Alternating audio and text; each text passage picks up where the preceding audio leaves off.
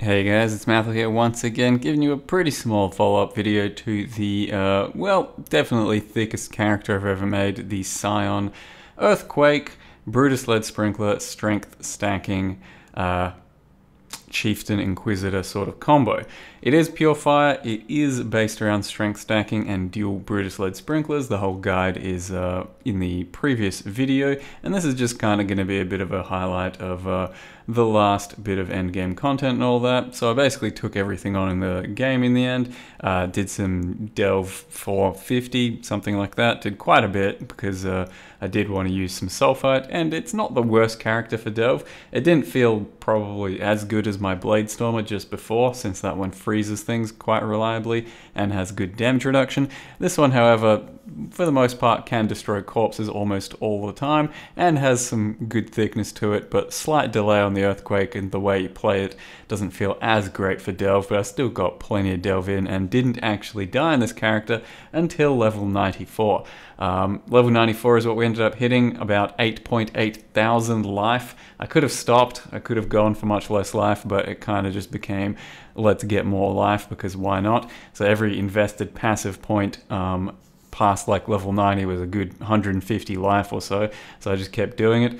But yeah, I was trying to just stay deathless on this character throughout endgame content, and I did that all the way through 2 simulacrums, all the other endgame content, my delve, my delirium maps, all of that, and then I died a couple times to Cirrus because I'm not fully capped on res without my endurance charges up, and I don't have the Cry Wolf passive just because I'm lazy. I could have Cry Wolf, I could have permanent endurance charges up all the time, but Cirrus is literally the only fight in the game where that's an issue, and I didn't adjust for that at the time because I thought, whatever, I'll just chance it, and you'll see me die to Cirrus by the end of the video. But other than that, got all the content, everything done, up to level 94, completely deathless, quite comfortably, I should even say. You'll rarely come into too many problems, I think, with this amount of life, and a character that has some pretty strong deeps. So this one did have damn near some of the best deeps I've had this league, but I think the Bladestormer has better.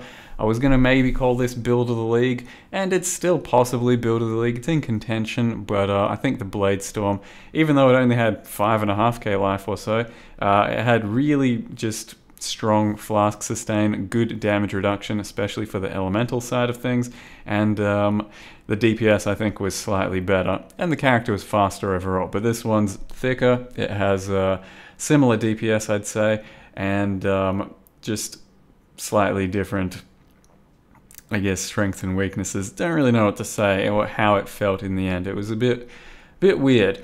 It also probably cost more because I ended up just making all of my gear and pretty much through chaos spam.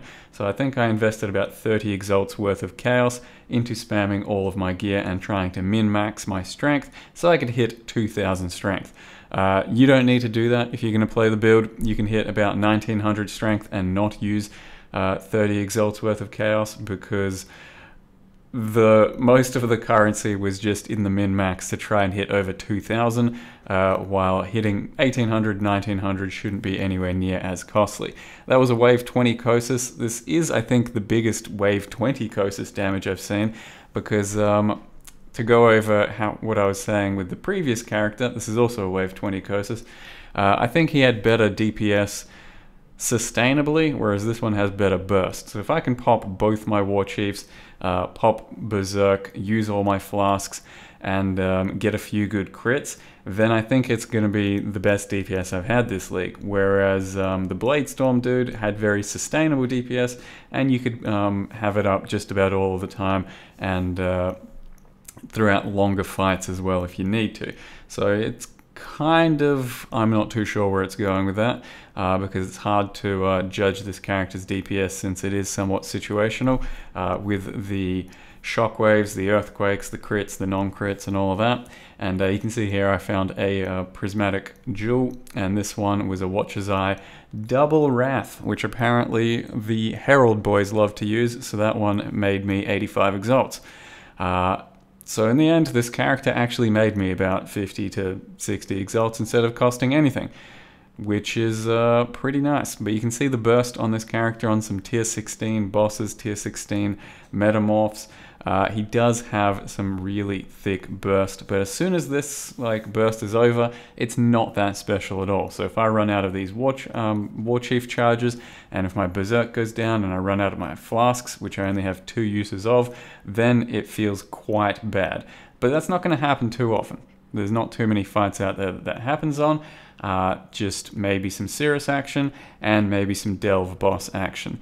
Or if you have mistimed some stuff and you're not quite ready for a boss like a Simulacrum boss popping up, then it could potentially feel bad. So that's kind of what I'm trying to say. The high rolls are really high, the low rolls are really low, whereas something like a Pathfinder Void Forge is going to have static DPS, just a good amount of high roll pretty much all the time.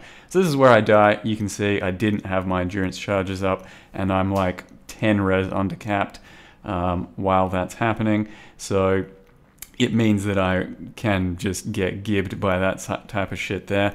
I didn't actually just see the storms happening while I was playing, while watching on video. Obviously, they're there. It's pretty obvious. But while doing the proper gameplay there, I didn't see them and died. And then there's not really much else to show. Just ran around flaskless, died again, and then killed Cirrus with some pretty average loot. So I hope you guys enjoyed the build. Thank you very much for watching, and see you next time.